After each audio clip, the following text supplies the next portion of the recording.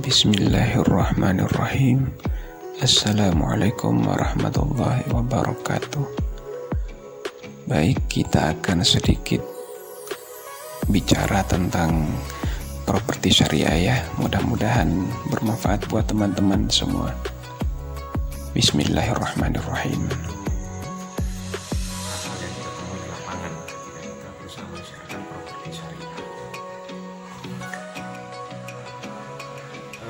Banyak dari kalangan umat Islam sendiri yang justru merasa asing dengan istilah properti syariah. Seakan-akan itu sesuatu yang aneh menurut mereka. Karena memang selama ini sebagian masyarakat Islam sendiri memang sudah lebih terbiasa dengan sistem yang berlaku dalam masyarakat, yaitu sistem konvensional. Karena sudah terbiasa, ya akhirnya itulah yang dianggap sesuatu yang benar. Dan jarang sekali ada tokoh agama yang menjelaskan hal ini secara detail. Kebanyakan ya sudah ikut arus juga saja. Kembali lagi saya sampaikan bahwa bahkan para tokoh agama sendiri jarang sekali yang menjelaskan kepada masyarakat secara detail terkait masalah hukum fikih muamalah, khususnya terkait jual beli. Dan dalam hal ini yang ingin kita bicarakan adalah dalam jual beli properti, bagaimana sistem kepemilikan properti yang halal, yang betul prosesnya sesuai dengan syariah. Karena agama Islam ini kan memang lengkap sistemnya, bukan hanya hubungan manusia dengan Tuhannya, bukan hanya masalah atau urusan ibadah ritual, dan bukan hanya masalah hubungan manusia dengan tanda kutip yang penting baik kepada sama manusia, tetapi di dalamnya juga salah satunya ada sistem ekonomi yang sudah memang ditetapkan oleh Allah, yang halal, yang tidak mengandung unsur riba.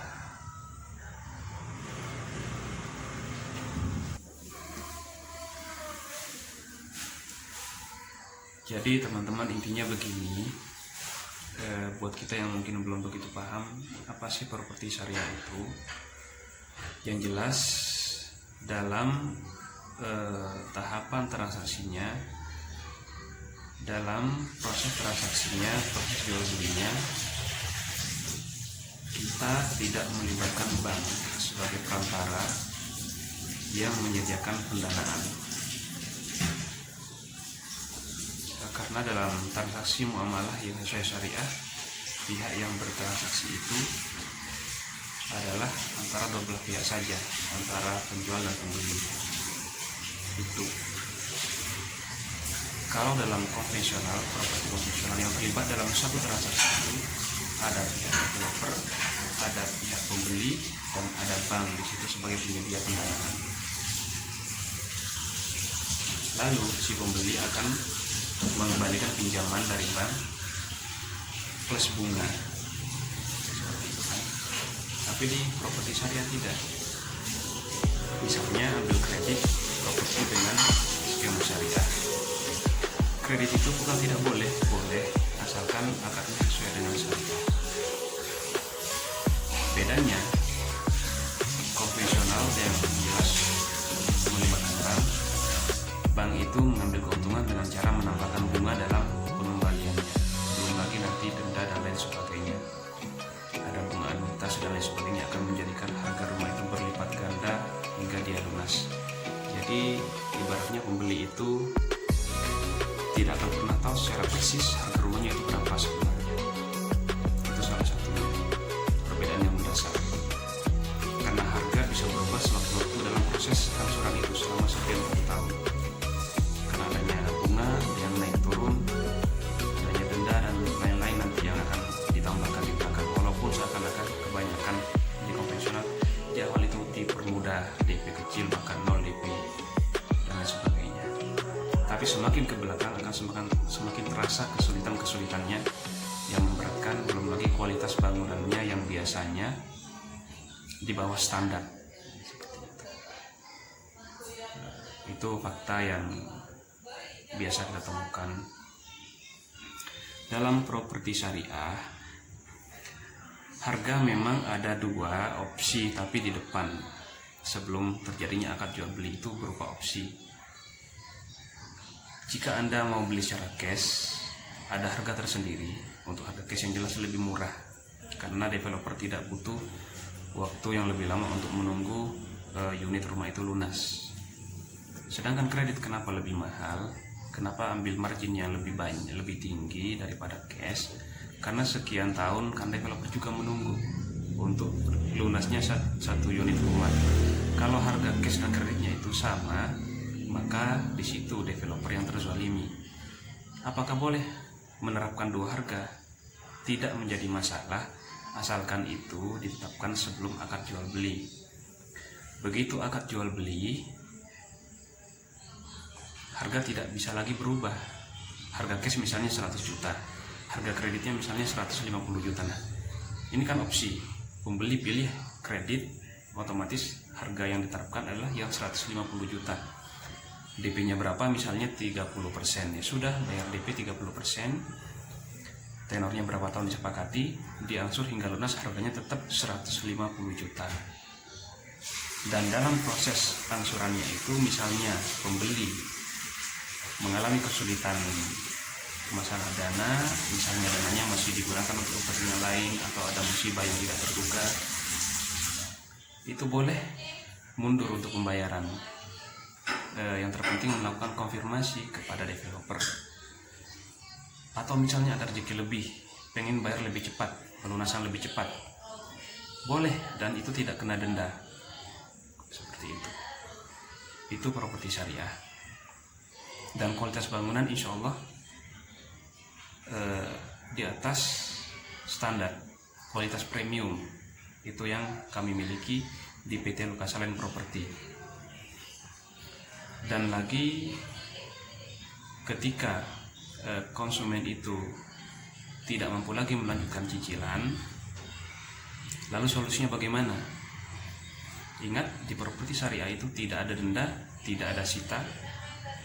Maka solusinya adalah salah satunya ya, pembeli ini tidak akan diusir dari rumahnya tidak akan disita, rumahnya tidak akan disegel, tapi kita akan lakukan musyawarah. Misalnya kita jual bareng nih unit rumah ini dengan harga yang ada pada saat itu yang jelas sudah lebih mahal daripada harga pada saat dia beli. Ketika terjual, developer itu hanya mengambil haknya saja, piutangnya yang masih menjadi tanggungan pembeli. Sisanya plus keuntungannya diserahkan kepada si pembeli rumah. Utangnya lunas kepada developer plus masih dapat uang hasil penjualan rumah. Bagaimana? Asalkan developer itu betul-betul developer yang menerapkan sistem syariah 100%, insya Allah tidak akan ada kendala. Termasuk di dalamnya masalah akuisisi lahan. Karena banyak developer yang mengaku syariah tidak beres di masalah urusan akuisisi lahannya, akhirnya bermasalah. Itu salah satu penyebabnya sehingga banyak developer properti syariah yang gagal. Akuisisi lahan yang tidak beres dan manajemen cash flow yang buruk. 2 masalah itu yang menjadi masalah utama. Kenapa ada beberapa developer properti syariah yang gagal? Jadi kalau ingin berhasil menjadi developer properti syariah, belajar dulu fikih muamalah sehingga tahu bagaimana akuisisi lahan itu yang benar, baru boleh lahan itu dijual, dipasarkan.